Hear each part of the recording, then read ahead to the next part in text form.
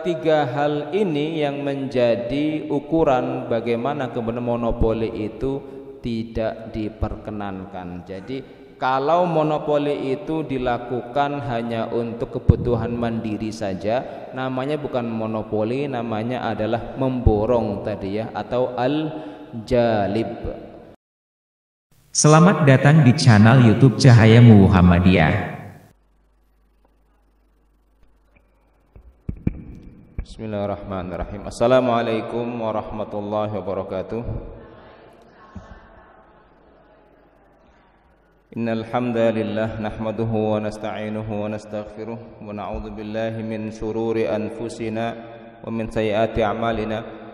May yahdihillahu fala mudilla lahu wa may yudlil fala hadiya lahu. Asyhadu annahu la ilaha illallah wahdahu wa anna Muhammadan abduhu wa rasuluh. Usalli wa nusallim ila habibina al-Mustafa Muhammad ibn Abdullah alladhi qad ballagha risalah wa addal amanah wa nasaha al-ummah wa jahada fi amrihi haqqa jihadi hatta ya'tina al-yakin, amma ba'du. Syukur senantiasa kita panjatkan kepada Ilahi Rabbi yang telah mencurahkan, limpahkan kepada kita semuanya kesehatan, kesempatan, sehingga pada hari ini di bulan Ramadan ini kita masih dapat melanjutkan kajian rutin kita. Mudah-mudahan kajian ini dapat membawa kebermanfaatan untuk kita semuanya, baik itu pemahaman atau pengamalan.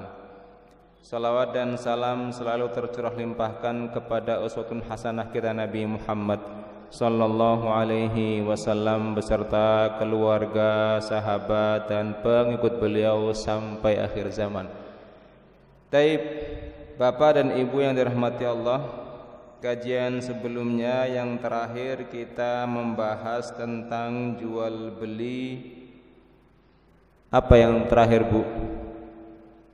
Pak, jual beli atas dasar paksaan ya. Betul. Jual beli paksaan atau sengaja dipaksa, semuanya menjadi satu. Nah, kali ini sesuai dengan apa yang sudah saya sampaikan sebelumnya, yaitu akan sangat mungkin nanti kajian kita ini akan membahas tentang satu hal yang belum kita bahas pada jual beli mulja atau makruh, jual beli dipaksa. Salah satu bagiannya adalah monopoli dalam jual beli. Maka kali ini yang akan kita bahas adalah satu hal, yaitu monopoli, karena sudah disinggung pada pertemuan sebelumnya. Monopoli dalam bahasa Arab adalah ihtikar.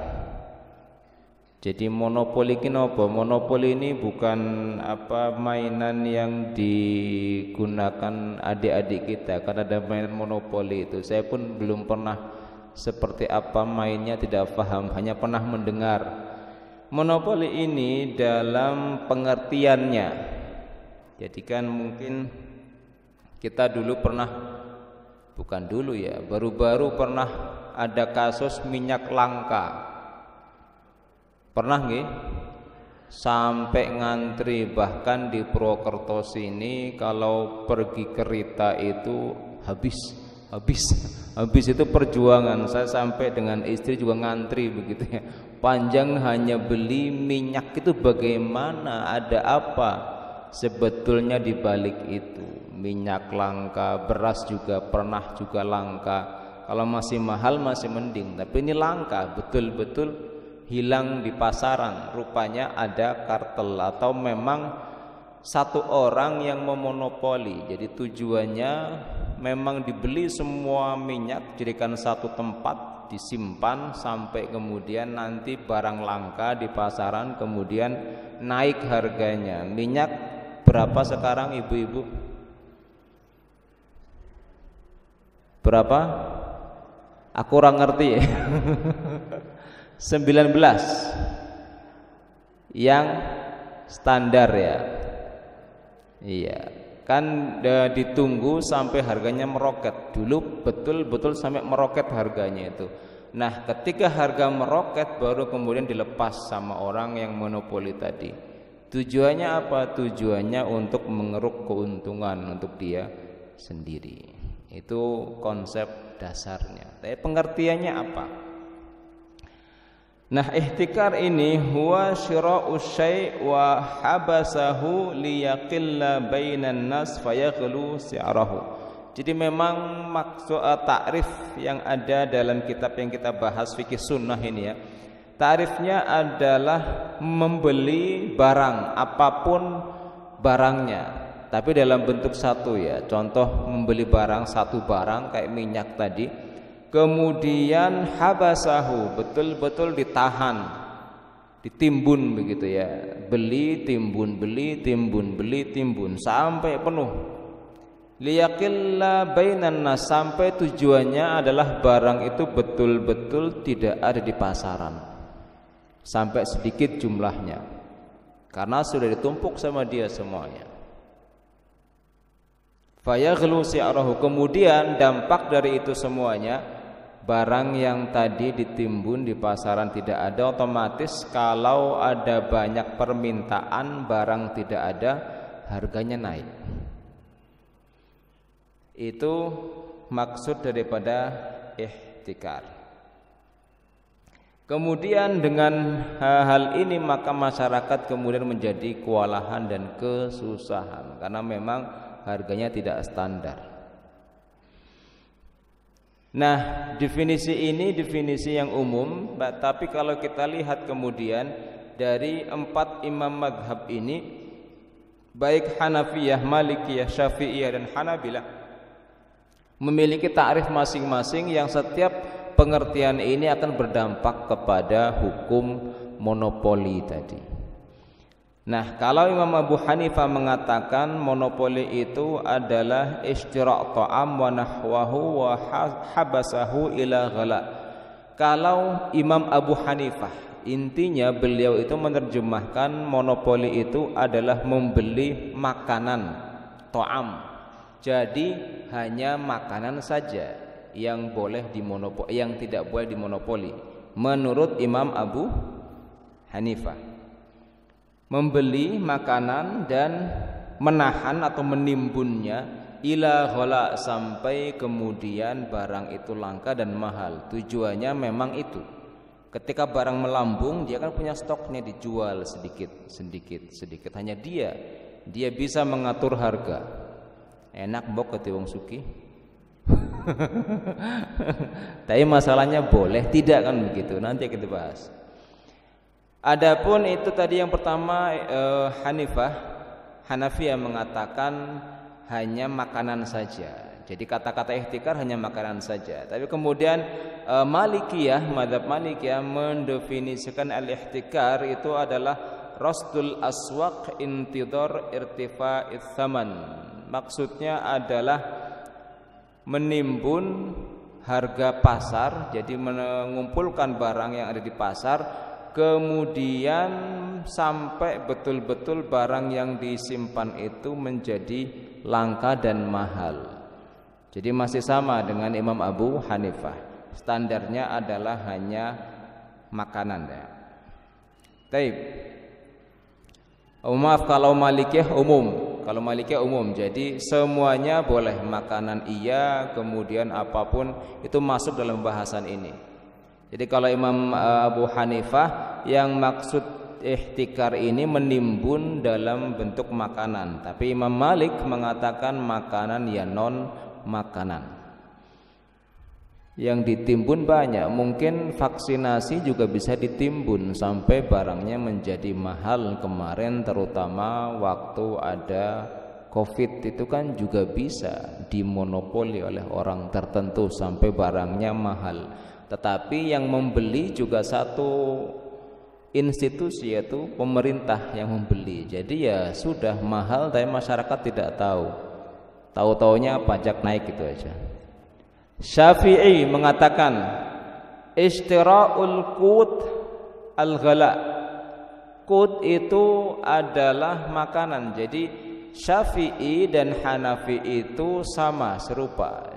Jadi yang dimaksud monopoli itu hanya dalam koridor makanan saja, ya berarti beras, makanan pokok semuanya, telur, semua makanan pokok. Itu maksud monopoli. Wa imsakuhu wa yabi'uhu bi akthar min thamanihi litadyiq. Kemudian setelah dia mengumpulkan semua bahan pokok tadi, kata Imam Syafi'i, dan menahannya, kemudian menjualnya itu dengan harga yang mahal daripada harga pertama, bisa 2-3 kali lipat harganya, padahal barangnya sama. Jadi barang mahal itu terkadang memang betul-betul terjadi alami, terkadang memang dibuat mahal. Jadi itu masalahnya. Jadi kalau kita terkadang lihat minyak itu langka, bukan memang secara alami langka. Padahal pabrik-pabrik mengatakan saya produksi terus, saya jual terus. Berarti kan memang ada yang memborong dan nimbun di pabriknya sendiri. Nah, rupanya kan ketahuan dan terungkap memang ada, kartel itu ada. Itu monopoli. Jadi Hanafi dan Maliki mengatakan bahwasanya monopoli itu hanya satu hal, yaitu makanan. Adapun Malik dan yang terakhir Hambali ini yang berbeda. Dia mengatakan bahwasanya baik makanan ataupun non makanan. Jadi ada dua hal ya. Jadi menurut Imam Syafi'i maka dia hanya makanan saja. Begitu juga dengan Imam Hanafi. Sedangkan yang lainnya mengatakan bahwasanya yang dimaksud daripada monopoli adalah selain daripada makanan semuanya masuk. Yang penting adalah perbuatannya, yaitu mengumpulkan barang. Taib, ini pengertiannya. Baik, kemudian kira-kira hadis Nabi Muhammad ini ada tidak yang mengarahkan kepada kita hukum tentang al-ihtikar atau monopoli ini? Maka saya kumpulkan hadisnya itu ada 9 hadis yang akan menggiring kita mengambil hukum monopoli itu sendiri. Yang pertama, hadisnya adalah pertama langsung ayat dulu ya. Kita gunakan ayat wa man yurid fihi bil hadi bidzulmin nudziqhu min adzabin alim, surat Al-Hajj ayat 25. Tidak yang pertama dari Al-Qur'an. Barang siapa yang menghendaki untuk mempersulit seseorang dengan cara yang zalim, nudzikhu min adzabin alim, maka Allah akan timpakan baginya azab yang sangat pedih. Al-Hajj 25. Kemudian untuk menjelaskan ayat ini, Qurtubi dalam tafsirnya mengatakan dan membawakan hadis Nabi Muhammad sallallahu alaihi wasallam. Nabi mengatakan ihtikarut ta'am fi haram ilhad fihi. Jadi kata-kata ilhad adalah tadi yang membuat orang kesusahan. Dan Nabi mengatakan ihtikar atau monopoli makanan dengan cara yang haram itu maksud daripada ayat dalam surat Al-Hajj 25 tadi. Jadi monopoli makanan. Hati-hati, berarti monopoli ini otomatis Nabi Muhammad mengatakan hal itu tidak benar. Hadis yang ketiga dari Abdullah bin Umar, bahwasanya Nabi Muhammad sallallahu alaihi wasallam mengatakan al-jalibu marzuqun wal muhtakiru mal'unun. Jadi ada dua istilah, al-jalibu sama muhtakir. Apa al-jalib? Muhtakir tadi ya, betul-betul mengambil dan mengumpulkan sampai kemudian barangnya langka. Tapi kalau al-jalib ini yang terkadang ibu-ibu pernah borong dengan jumlah yang sangat banyak mungkin. Mungkin juga kakek nenek kita dahulu kala punya lumbung padi. Betulnya lumbung padi itu disimpan begitu, ditimbun. Itu tidak sama dengan ihtikar. Maka al-jalib, jalib itu kan mengambil begitu ya, mengambil dengan jumlah yang sangat banyak atau beli grosir, tapi tidak sama dengan al-muhtakir, bukan monopoli begitu ya. Kata Nabi Muhammad, jalib ini marzuk, jalib ini dia membeli jumlah banyak, kemudian menjual kembali, tapi ngambil untungnya nggak banyak, dikit. Karena dia belinya banyak begitu ya. Otomatis kalau beli banyak ada potongan harga. Nanti dia jualnya sesuai dengan harga pasaran. Itu jalib. Tapi kalau jalib kata Nabi, al-jalibu marzukun, orang yang tadi profesinya adalah pemborong besar begitu ya. Marzukun, dia mendapatkan rizki. Boleh pemain besar boleh, tapi dia jualnya sesuai dengan harga pasaran. Tetapi kalau pemain besar tujuannya monopoli usaha, dan monopoli itu tujuannya menaikkan harga pasar biar betul-betul harga dikendalikan dia, maka itu mal'un kata Nabi Muhammad. Mal'un itu apa? Mal'un itu maksudnya dilaknat oleh Allah Subhanahu wa taala. Jadi jalib, alhamdulillah silahkan kalau memang banyak pemborong begitu ya. Pasar diborong, semuanya diborong, itu boleh. Hadisnya Ibnu Majah nomor 2153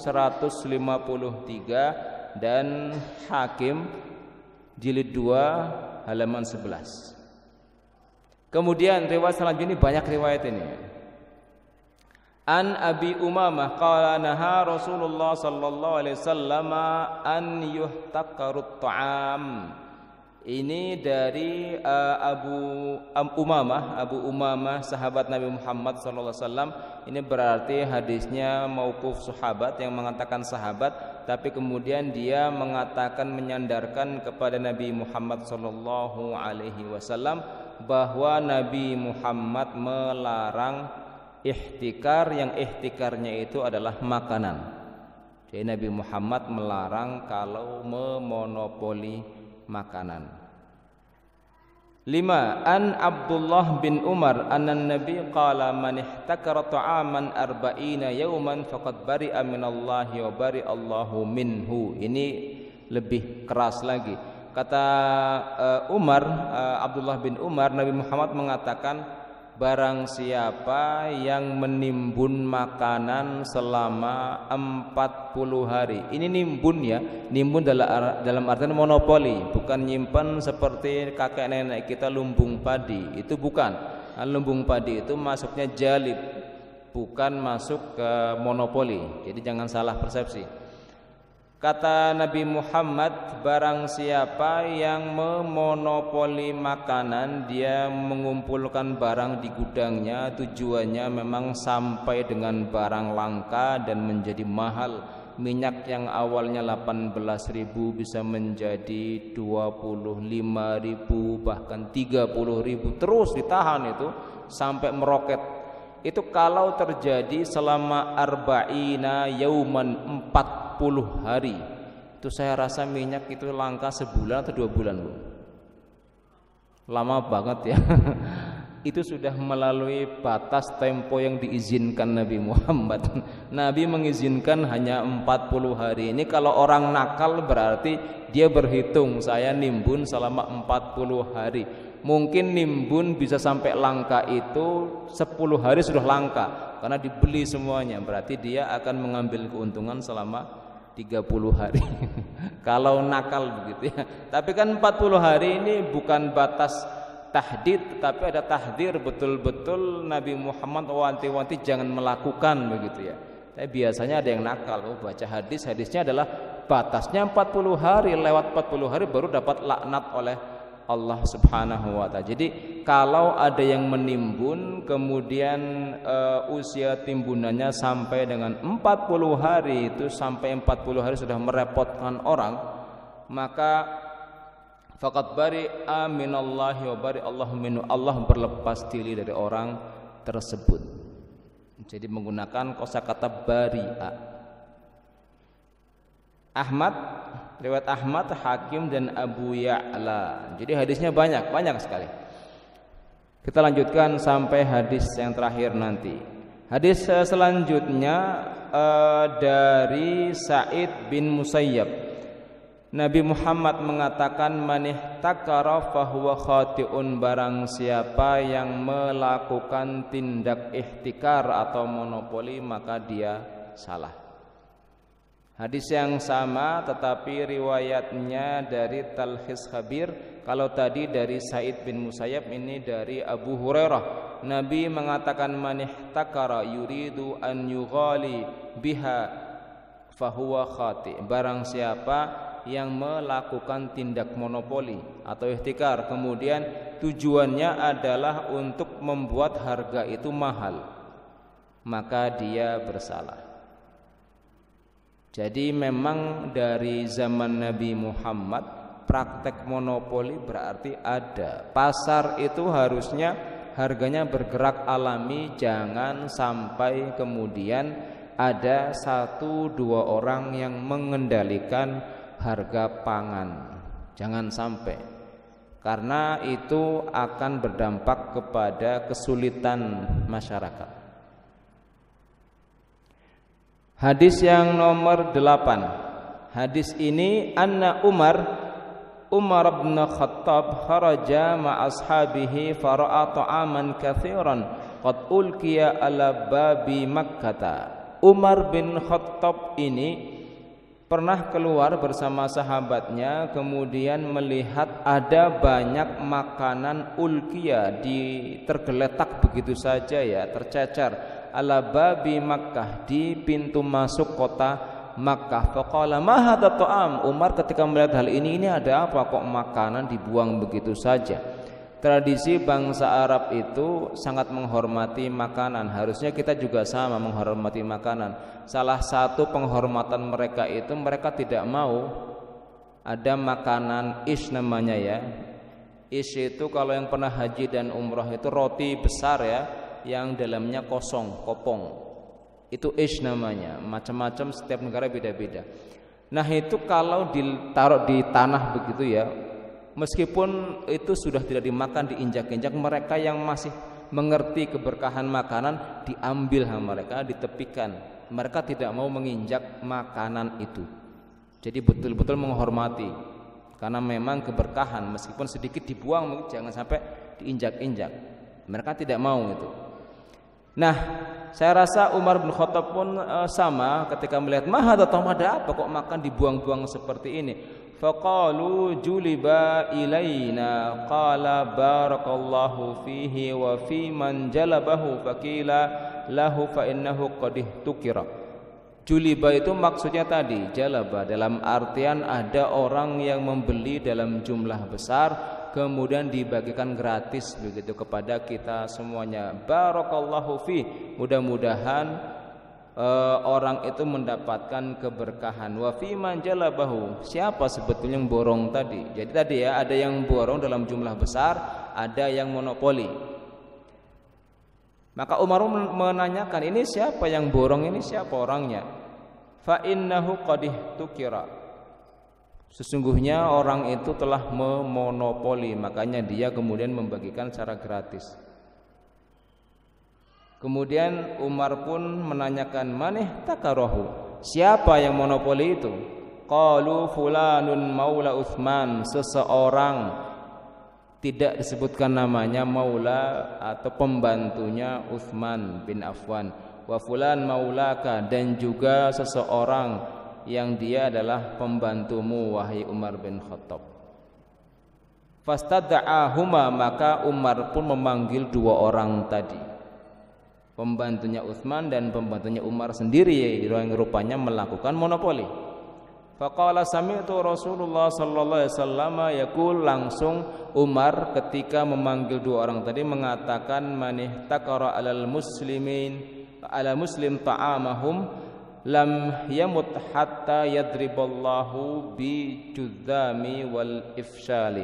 Jadi Nabi Muhammad pernah mengatakan, riwayatnya dari Umar, barang siapa yang menimbun makanan seorang mukmin maka tidak akan meninggal kecuali Allah akan memukulnya. Jadi ini hadis yang sangat panjang dan banyak sekali. Dari hadis-hadis ini semuanya kemudian jumhur menggunakan hadis-hadis tadi bahwasanya mengambil kesimpulan ihtikar atau monopoli itu haram hukumnya dari hadis-hadis semua tadi. Jadi beda ya antara menimbun atau monopoli dengan memborong, karena jumlahnya sama. Kalau memborong mungkin untuk kepentingan dijual dengan cepat, tidak lama-lama dia, dan hanya mengambil ukuran atau untung yang sedikit tidak banyak. Maka dari sini Umar bin Khattab sendiri mengatakan ihtikar itu adalah haram. Kemudian Syaukani mengatakan bahwasanya dengan hadis al-muhtakiru mal'un yang tadi kita baca, Imam Syaukani mengatakan bahwasanya ihtikar itu haram. Baru kemudian Imam Hambali mengatakan dengan hadis man ihtakara fahuwa khati' dan hadis Umar, maka ihtikar juga haram. Dan yang menarik ini adalah Imam Syafi'i dan Hanafi tadi yang mengatakan bahwasanya menimbun itu makruh jika membahayakan umat. Tapi yang perlu kita garis bawahi ya, kalau makruh buat kita itu kan makruh ya berarti boleh dilakukan gitu ya, makruh. Tapi makruhnya Imam Abu Hanifah dan juga Syafi'i itu makruhnya itu sebetulnya mendekati haram. Jadi Imam Syafi'i makruh itu, kata Imam Hanafi mengatakan makruh barang siapa yang melakukan perbuatan makruh maka dia yastahiqul iqab, berhak mendapatkan iqab dari Allah Subhanahu wa taala, hampir sama dengan mengerjakan hal yang haram. Imam Syafi'i pun sering mengatakan dengan tegas bahwasanya jangan melakukan hal yang makruh. Jadi meskipun makruh tapi hukumnya mendekati haram. Taib. Maka di sini yang perlu kita bahas, apakah semua bentuk monopoli itu haram? Bukankah Nabi Muhammad mengatakan haram, tapi kemudian sepertinya pemerintah kita itu semuanya monopoli. Betul nggih? Pemerintah itu monopoli. Monopoli apa? Monopoli beras. Namanya Bulog. Kan dimonopoli. Itu betul-betul dimonopoli. Maka di sini ada ketentuan yang perlu difahami. Nabi Muhammad ketika mengatakan hadis itu ya, dari hadis yang sangat banyak, itu kan yang dituju adalah orang atau individu.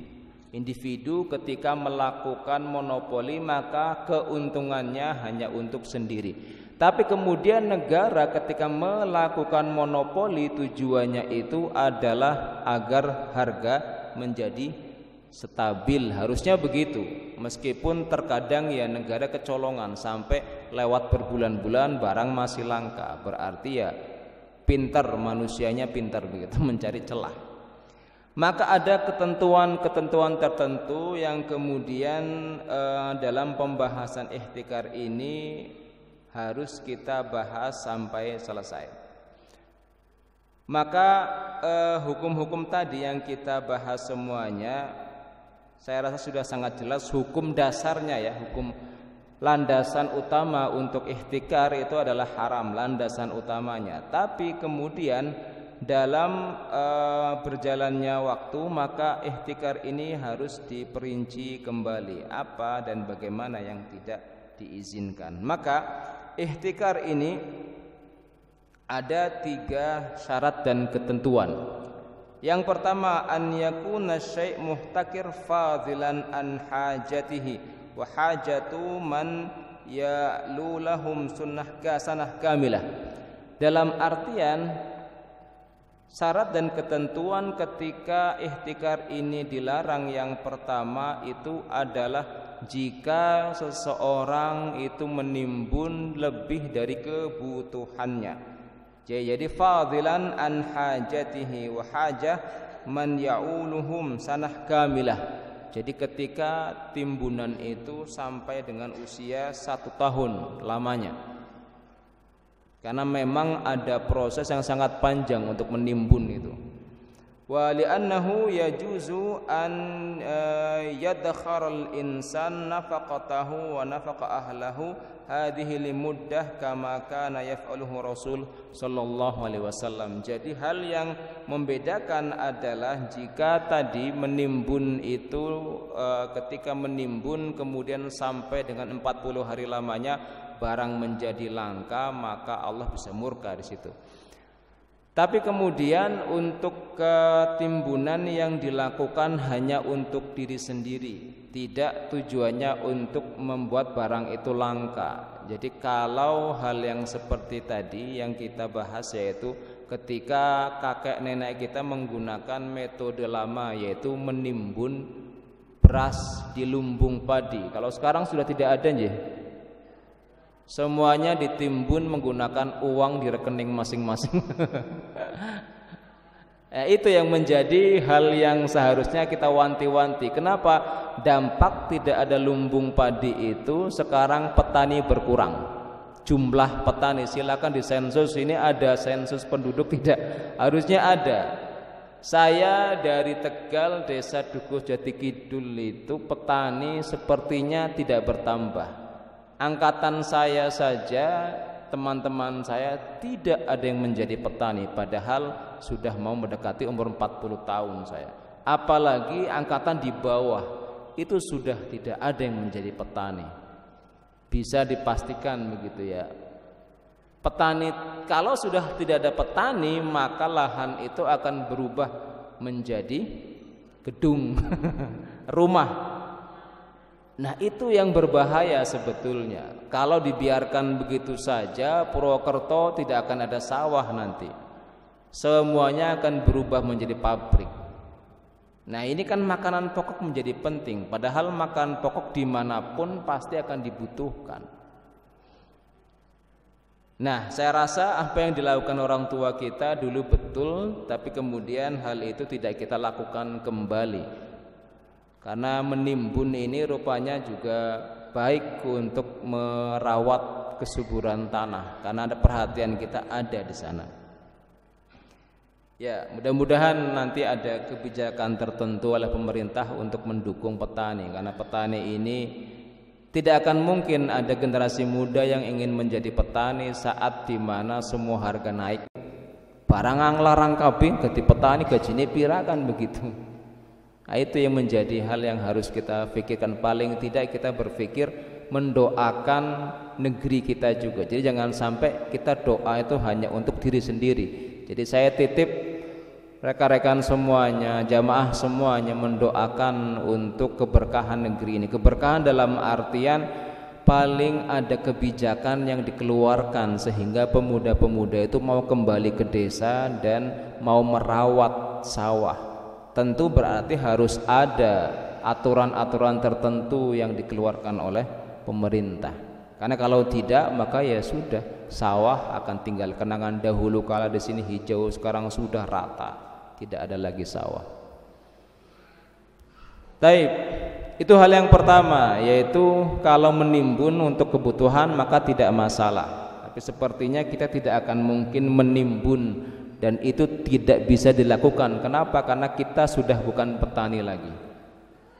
Atau bahkan timbunannya adalah mungkin barang-barang yang di pasar. Jadi karena mau nih, kalau sudah mau mendekati hari raya biasanya harga mahal, maka ibu-ibu ada uang lebih beli beras 2 juta simpan semua begitu di gudang itu. 2 juta ngutuk beras tok gitu. Nanti giliran tanggane pengen tuku didol, wis tuku enggak apa-apa, ditempel harga sedikit, itu masuknya menimbun juga kan, tetapi menimbun yang baik, bukan untuk membuat harga pasar itu menjadi naik, tidak. Itu hanya untuk kepentingan dapur sendiri, tapi kemudian manfaatnya nanti akan dapat untung. Kenapa? Karena dia tahu nanti paling naik harganya, takdul. Jadi yang paling dipakai hanya 500.000 kebutuhan sebulan, nanti 500.000-nya dijual untuk keuntungan, ya sambil dapur ngepul. Jadi kadang ibu-ibu pintar seperti itu. Ini yang pertama ya, jadi beda antara ihtikar dan jalib. Hal yang kedua adalah jika kemudian an yakuna qad intadhara al-waqta alladhi yaghlu fihi sil'ata liyabi'a bi thaman fahish li syiddati hajati ilaihim. Kalau seumpamanya dari awal memang membeli dengan niatan nanti dia tahu harganya itu akan melambung sangat tinggi, dia tahu, dia sudah tahu, dia bisa memprediksikan, maka hal ini masuknya ihtikar. Jadi memang tujuannya itu.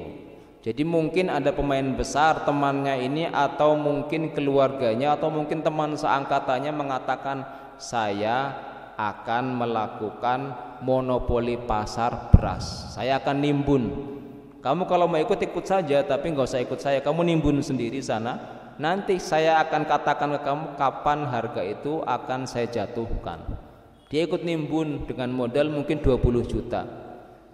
Dia sama, dia masuk dalam bahasan ini. Dia orang yang diharamkan tadi, tidak boleh melakukan hal itu karena dia ikut andil dalam peran monopoli. Jadi kadang kasus-kasus pasar seperti ini hal-hal yang harus kita hati-hati. Jadi hal ini yang membedakan antara jalib tadi, pemborong, dengan al-ihtikar atau monopoli. Hal yang kedua ini masuknya adalah monopoli karena dia mengetahui kapan harga itu akan jatuh, dia akan lepas. Sama dengan ketika dolar itu jatuh di sebuah negeri. Saya masih ingat ketika tahun 96, 97 dolar itu masih, saya baca sih, orang pernah nyekel juga waktu koegin. Ya belum pernah megang, tapi membaca begitu ya. Dolar 4.000, dari harga 4.000 hanya butuh waktu beberapa hari langsung berubah menjadi 20.000 zaman segitu. Maka mahasiswa yang ada di luar negeri itu langsung pada balik semuanya, langsung pulang kampung semua. Kenapa? Tidak mampu membiayai orang tuanya. Itu kemudian saya betul-betul bisa merasakan ketika di Mesir waktu itu saya megang mata uang Mesir yang 1 dolar sama dengan waktu itu 7 pon. Dalam hitungan jam hanya selang 1 malam saja dari 7 berubah menjadi 12, esoknya menjadi 20. Kejadiannya sama dengan di Indonesia yang saya baca dahulu kala, saya rasakan waktu itu. Jadi dolar sudah tidak ada harganya lagi waktu itu. Bukan dolar pon ya, dolar sudah senang banget yang punya dolar, langsung ditukar dan borong waktu itu juga. Jadi memanfaatkan momen gitu. Saya pun juga pernah merasakannya, kiriman 100 dolar biasanya cuma dapat 7, ini dapatnya 20 begitu ya. Ya udah gede banget. Tapi kan bukan tujuan saya memanfaatkan, karena memang waktu itu sudah seperti itu. Dolar pun, mata uang pun bukan sebagai mata uang, itu sudah barang dagangan juga. Itu bisa dimonopoli. Memang ada yang borong mata uang rupiah dikumpulkan menjadi satu, atau dolar ya dikumpulkan sampai kemudian tidak ada di pasaran. Karena tidak ada, maka harga dolar menjadi mahal. Dari yang awalnya dulu 3.000, 4.000 langsung naik menjadi 20.000. Setelah 20.000 baru dilepaskan kembali. Itu bukan alam, tapi memang kesengajaan mau menjatuhkan perekonomian negeri-negeri tertentu. Saya merasakan waktu di sini Indonesia, pindah ke Mesir juga merasakan. Jadi memang semuanya by design. Tapi itu kita sudah bisa membacanya. Saya rasa itu bukan statement dari saya, tetapi itu sudah dipublikasikan di berita-berita yang ada. Itu semua monopoli semuanya. Dan orang Islam tentu tidak boleh melakukan hal ini. Jadi ada 2 ketentuan ketika monopoli itu dilarang. Yang terakhir adalah menimbun atau di sini an yakun ihtikar fi waqtil ladzi yahtajun nas fihi ila mawad muhtaqirah, menimbun di saat barang itu mulai langka. Jadi mulai dia tahu beras ini akan semakin mahal, maka dia borong semuanya.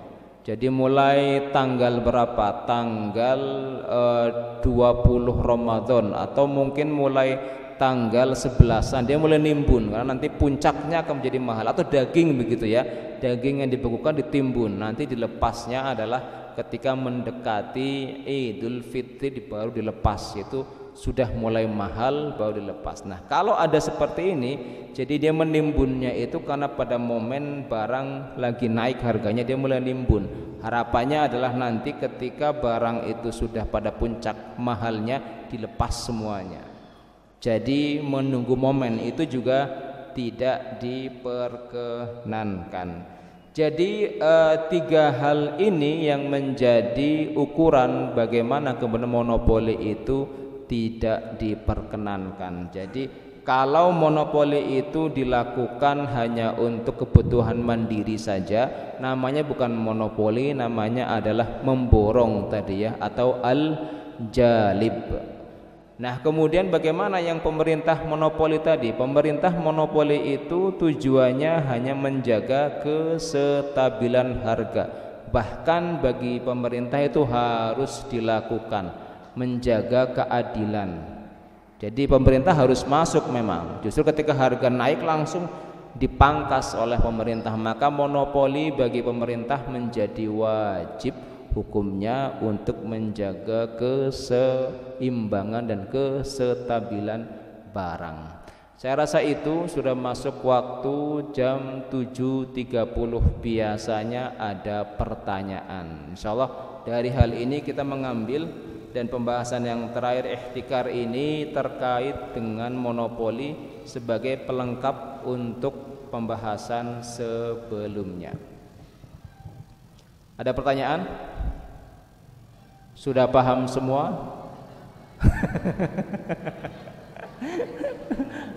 Lakas senekes ya. Baik, intinya silahkan kalau mau borong barang begitu ya, tahu beras itu nanti akan naik, maka borong tidak apa-apa, tapi tempel harganya jangan banyak-banyak. Itu tidak sama dengan monopoli. Saya rasa itu, karena monopoli tujuannya adalah satu, mengharap barang itu mahal dan menjual semahal-mahalnya, itu monopoli. Atau betul-betul memborong ketika barang itu sangat dibutuhkan orang, langsung diborong banyak, itu juga tidak boleh. Jadi silahkan berbagi. Maka betul kalau pemerintah waktu minyak itu langka dibatasi pembeliannya hanya 1-2 saja, 1 hari, begitu ya. Saya rasa itu insyaallah wa biidznillah kita akhiri dengan membaca hamdalah. Alhamdulillahirabbil alamin. Saya kembalikan kepada moderator. Wassalamualaikum warahmatullahi wabarakatuh. Waalaikumsalam.